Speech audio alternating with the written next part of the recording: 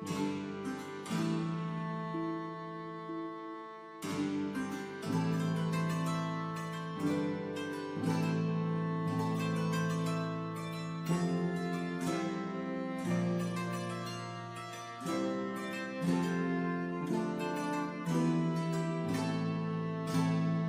muerte de Alejandro Magno sobrevive inesperadamente en Babilonia en el año 323 a.C. Habría podido señalar solo el término de una aventura militar. En realidad, para la historia humana, fue el comienzo de una era que estaba muy lejos de cerrarse.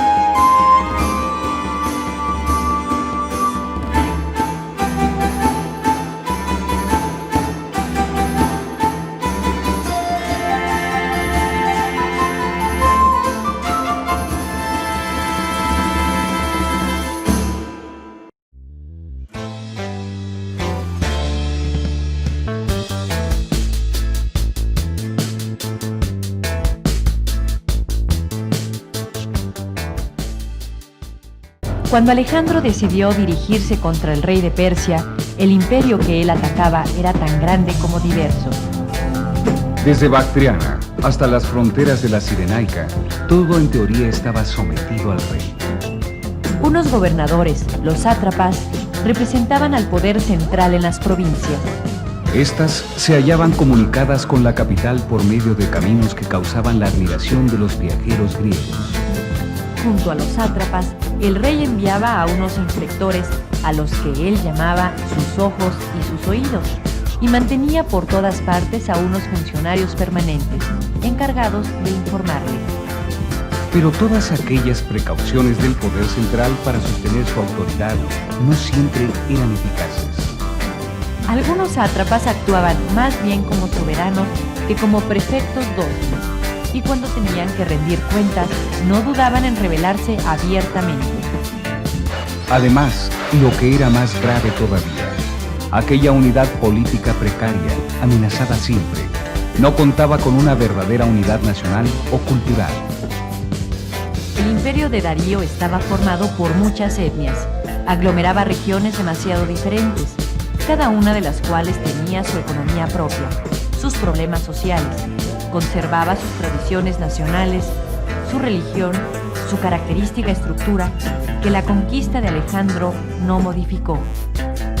También desde el principio se distinguen, más allá de una unidad de hecho, algunas células en torno a las cuales se formaran después los reinos surgidos de la desmembración.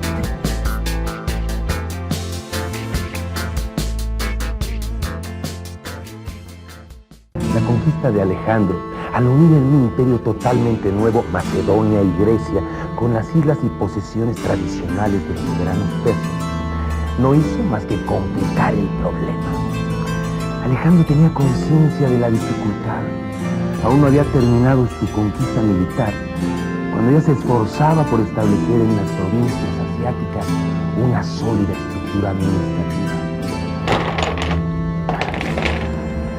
Pero murió demasiado pronto, y las ambiciones de sus generales precipitaron la disgregación.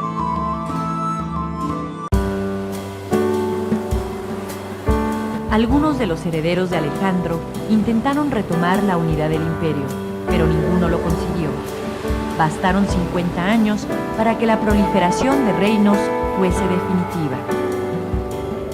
El nacimiento de reinos rivales entre sí y agrupados en cada una de las grandes regiones naturales del antiguo imperio era inevitable. Una vez desaparecida de la escena política, la personalidad de Alejandro.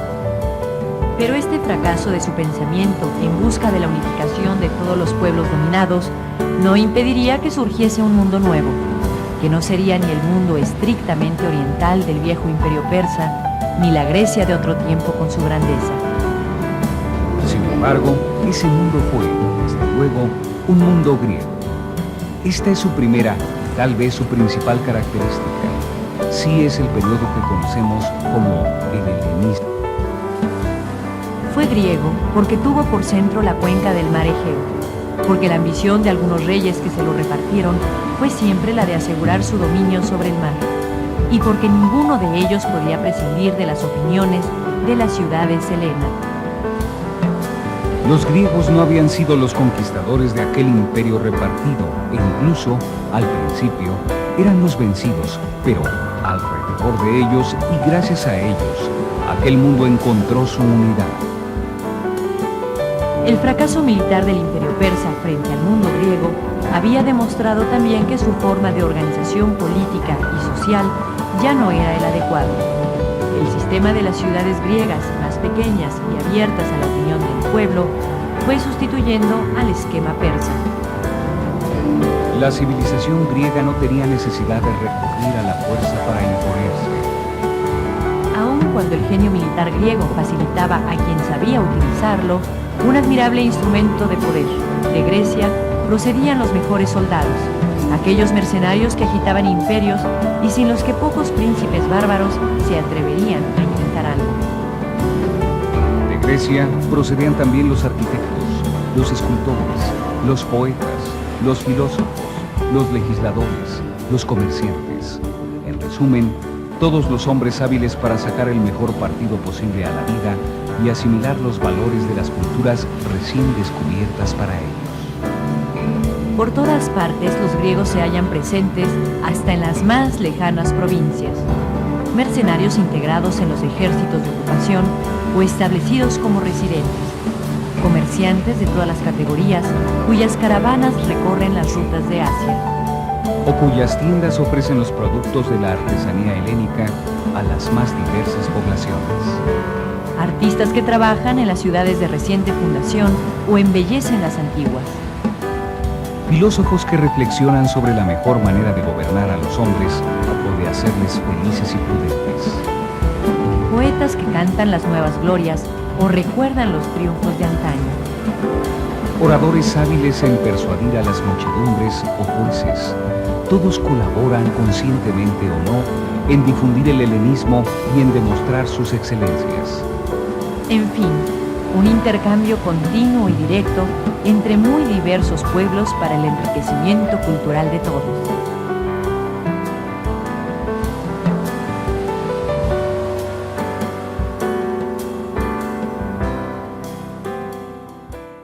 Las artes guerreras las aprendió Alejandro desde su infancia, ya que junto con la educación científica y filosófica que le transmitió Aristóteles, el futuro rey de Macedonia debía estar preparado para todo.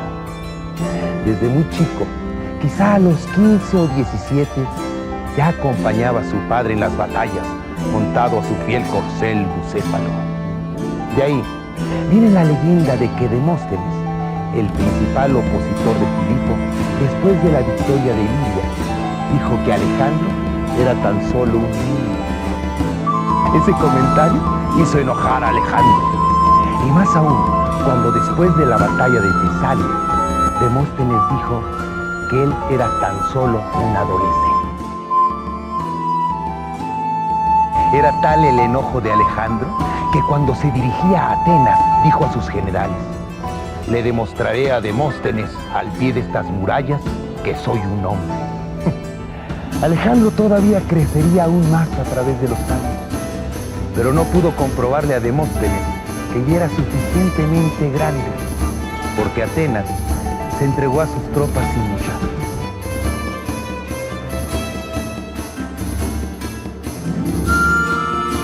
Desde el tiempo de la dominación persa, Egipto era totalmente distinta a las otras autonomías.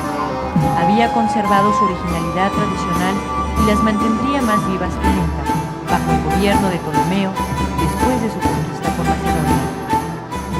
Y esta originalidad fue conservada también por los demás pueblos asiáticos, que se diferenciaban profundamente los unos de los otros. ¿Qué hay en común entre las ciudades fenicias, prácticamente autónomas y vueltas hacia occidente, donde prospera Cartago, y los nómadas y los seminómadas del Asia Central, cuyo horizonte, tanto geográfico como espiritual, se reducía a las tierras de sus recorridos? El inmenso reino persa era en realidad un edificio artificial, cuya sola unidad residía en la autoridad del rey y en el respeto que se rendía a su persona. La idea real, que tenía un gran peso en Oriente, se manifestaba a través de una lealtad absoluta al monarca, y sería esta misma idea la que posteriormente aprovecharían Alejandro y sus sucesores. Pero la propia variedad de las formas que revestía aquel respeto al rey, según las regiones y las tradiciones, indica claramente que el imperio persa era un mosaico de religiones, de culturas, de etnias, bastante inestable. La invasión macedónica, finalmente, no podría menos que separarlo, pese a todos los intentos por conservarlo tal como le había sido arrebatado a Darío. Las diferentes satrapías, una vez separadas las unas de las otras por las consecuencias de la guerra, no hicieron jamás esfuerzo alguno por reagruparse, seguramente porque no existía ninguna fuerza interna que las impulsara a ello.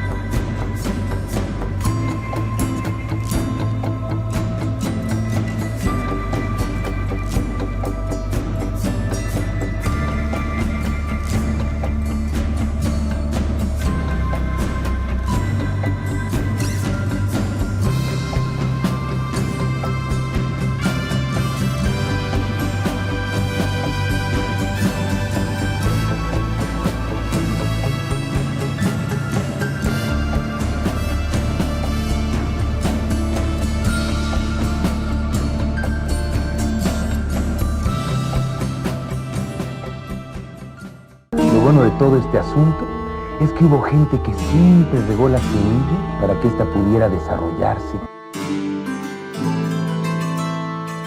La herencia que hoy conservamos del helenismo y de quienes compartieron el mundo de aquella época ha llegado hasta nosotros para enriquecernos. Incluso la forma en que ellos vieron su época y cómo nos la narraron para que nosotros la conociéramos es una muestra de su importante aportación a la humanidad. La continuación de todo ese proceso ya no les corresponderá a los griegos exclusivamente, sino a un pueblo que se expandía poco a poco y habitaba junto a ellos en el mar Mediterráneo, los romanos. Pero esa historia tendrá que esperar a la próxima ocasión para ser contada.